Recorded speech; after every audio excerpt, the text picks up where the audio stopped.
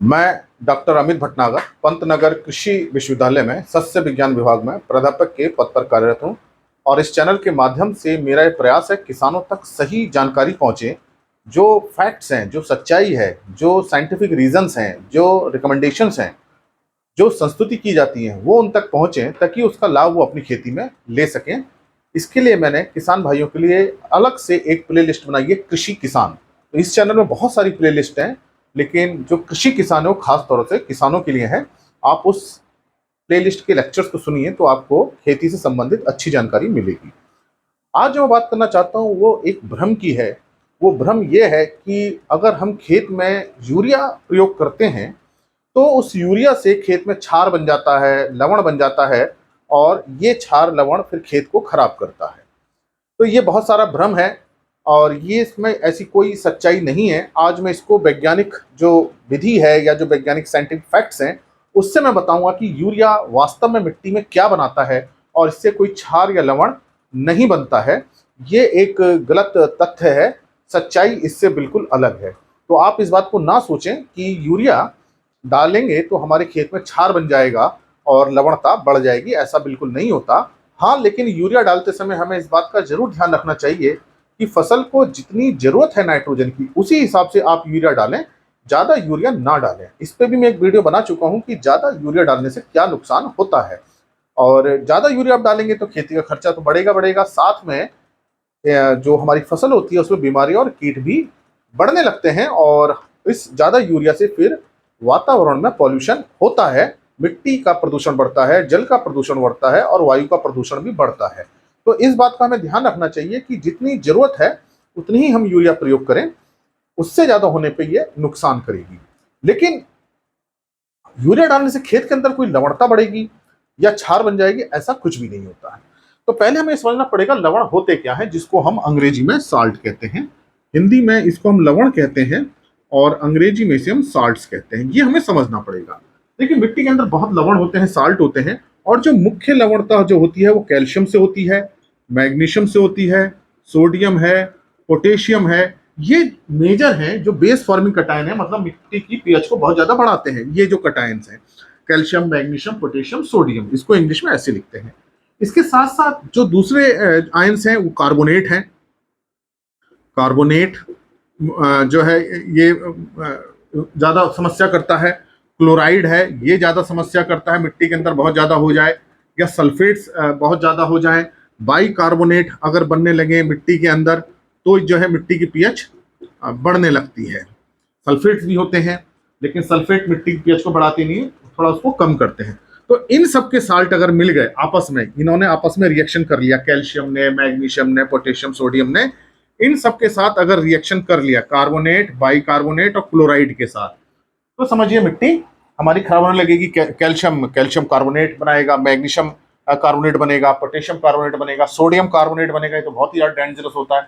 तो हमारी जमीन में खास तौर से सोडियम की मात्रा बहुत ज्यादा नहीं होनी चाहिए। तो ये तो देखिए फसल अवशोषित करती है, सोडियम को भी करती है, ये एसेंशियल है, आवश्यक पोषक तत्व है कैल्शियम, मैग्नीशियम, पोटेशियम। लेकिन एक इनकी निश्चित मात्रा से ज्यादा होगी तो समस्या आएगी। सोडियम बहुत ज्यादा डेंजरस होता है। अगर भूमि में ये 15% से ज्यादा हो जाए, एक्सचेंजेबल जो विनिमयशील सोडियम है 15% से ज्यादा हो जाए तो वो मिट्टी बहुत बेकार हो जाती है, खराब हो जाती है। तो इसको हम ईएसपी बोलते हैं, एक्सचेंजेबल सोडियम परसेंटेज। अगर ये 15% से ज्यादा हो रहा है तो मिट्टी हमारी बहुत खतरनाक हो रही है। तो कोई भी खाद अगर हम ऐसा बहुत ज्यादा डाल दे रहे हैं, कोई भी ऐसा केमिकल हम डाल रहे हैं, कोई सॉइल अमेंडमेंट ऐसा डाल रहे हैं जिनसे इन ये साल्ट बनने लगे मिट्टी के अंदर और पौधे इसको अवशोषित ना कर पाए, तो वो समस्या आएगी। मान लीजिए कैल्शियम बहुत ज्यादा मिट्टी के अंदर हम डालने लगे तो पौधे तो अवशोषित कर नहीं पाएंगे, तो कैल्शियम क्या करेगा, दूसरे आयंस के साथ मिलकर के साल्ट बनाएगा। तो अब आपके समझ में आया होगा कि पहले साल्ट बनता कैसे है। ये प्राकृतिक रूप से मिट्टी में रहते हैं, चट्टानों से बनते हैं, चट्टानों के अपक्षय से मिट्टी बनती है, उसमें प्राकृतिक रूप से रहते हैं। और यही साल्ट जो पौधों के लिए पोषक तत्व होते हैं। एक्चुअली में जो साल्ट है, लवण है, वो पोषक तत्व भी है पौधों के लिए। तो आप ये ना सोचें कि साल्ट डेंजरस है या खतरनाक है।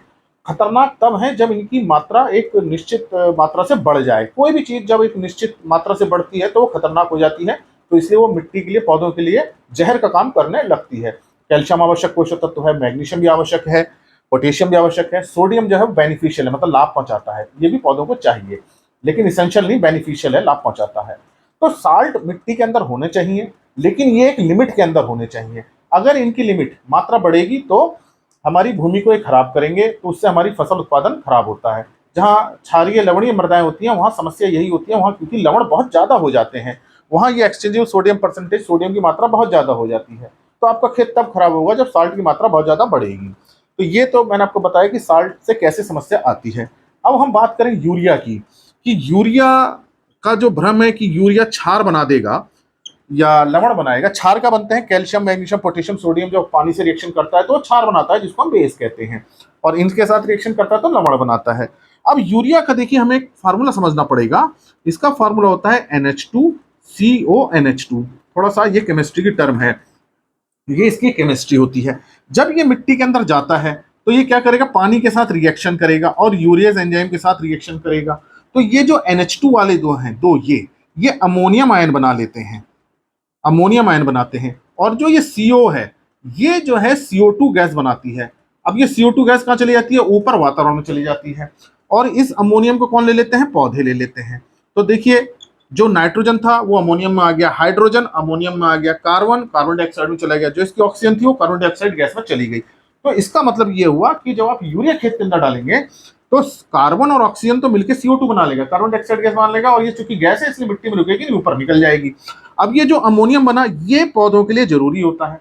पौधे नाइट्रोजन को दो रूप में लेते हैं सामान्यतः, अमोनियम में और नाइट्रेट में। फिर क्या होता है, इस अमोनियम से नाइट्रेट भी बन जाता है, बैक्टीरिया होते हैं, बहुत सारे जीवाणु होते हैं, तो इस नाइट्रेट को भी क्या ले लेते हैं, पौधे ले लेते हैं। इसका मतलब ये हुआ कि यूरिया से जो नाइट्रोजन थी वो अमोनियम में बदल जाएगी, और अमोनियम को पौधे सीधे ले लेंगे, या वो अमोनियम जीवाणुओं के माध्यम से, सूक्ष्म जीवों की सहायता से नाइट्रेट में बदल जाती है, इसको भी पौधे ले लेते हैं। तो नाइट्रोजन जो है पौधों जो लेते हैं दो रूप में लेते हैं, अमोनियम और नाइट्रेट में। तो इसका मतलब हमने देख रहे हैं कि यूरिया जब रिएक्शन कर रहा है मिट्टी के अंदर पानी के साथ घुल करके, तो पानी में घुलेगा, नमी मिलेगी, तो या तो ये अमोनियम बनाएगा या CO2 बनाएगा, और अमोनियम से नाइट्रेट बन जाएगा, और दोनों को ही पौधे ले लेंगे। तो अब आप बताइए कि इसमें कहाँ कैल्शियम आया, मैग्नीशियम आया, कहाँ क्षार बना, कहाँ कार्बोनेट आए, या क्या कोई समस्या ऐसी आई, लवणता बढ़ गई? तो ऐसा कोई ऐसी इसके अंदर, यूरिया के अंदर जो हम इसका फार्मूला देखते हैं, जो इसका जो खाद है उसके अंदर कोई ऐसी चीज नहीं है कि जो मिट्टी के अंदर क्षार बनाएगी। तो ये एक भ्रम है कि ये मिट्टी को क्षार बना देगा, सोडियम बना देगा। जब इसके अंदर सोडियम है ही नहीं तो सोडियम आएगा कहाँ से? इसके अंदर कैल्शियम मैग्नीशियम है ही नहीं तो कहाँ से आएगा मिट्टी के अंदर? तो यूरिया डालने से ऐसा नहीं होगा। हाँ, यूरिया डालने से समस्याएं बढ़ जाती हैं, क्योंकि ये समस्याएं ज्यादा हम डाल रहे हैं तब आती हैं। पौधे के अंदर बीमारी कीट ज्यादा लगती हैं, क्योंकि पौधे ज्यादा नाइट्रोजन ले लेते हैं। अब ज्यादा नाइट्रोजन होने से बीमारी कीट ज्यादा लग जाती है, या नाइट्रेट पानी के साथ घुल के जमीन के अंदर नीचे चला जाता है, वहां ये समस्या करता है। या नाइट्रेट बना और उसके बाद पानी भर गया तो नाइट्रेट किस में बदल जाता है, डीनाइट्रिफाइड हो जाता है, नाइट्रस ऑक्साइड गैस में बदल जाता है, तब ये समस्याएं आती हैं। लेकिन आप अगर संतुलित प्रयोग कर रहे हैं, जितनी जरूरत है उतना ही प्रयोग कर रहे हैं यूरिया का, तो ऐसी कोई समस्या नहीं आएगी। इसलिए जब भी आप यूरिया का प्रयोग करें तो जितने नाइट्रोजन है उसके अनुसार ही उसकी गणना करके खेत में डालें, तो आपके उत्पादन अच्छा होगा, कोई प्रदूषण नहीं होगा, वायु प्रदूषण भी नहीं होगा, जल प्रदूषण नहीं होगा, डीनाइट्रिफाइड होकर कोई गैस नहीं बनाएगा, ये पौधों को जितनी जरूरत है उतना ही ले लेगा। इसलिए जब भी आप यूरिया का प्रयोग करें उसको संतुलित मात्रा में प्रयोग करें, और इससे ऐसा कोई सोडियम नहीं होता जो इसके अंदर क्षार बनाएगा या कोई लवण बनाएगा। इन लेक्चर्स को ज़्यादा से ज़्यादा लोगों के साथ शेयर करें ताकि वो भी सच्चाई जान सकें, साइंटिफिक फैक्ट्स जान सकें, क्या वास्तव में केमिस्ट्री होती है, कैसे उसके पीछे साइंस होती है, वो जान सकें, ताकि वो खेती में उसका लाभ ले सकें। और अगर चैनल सब्सक्राइब नहीं किया है तो सब्सक्राइब करें। धन्यवाद।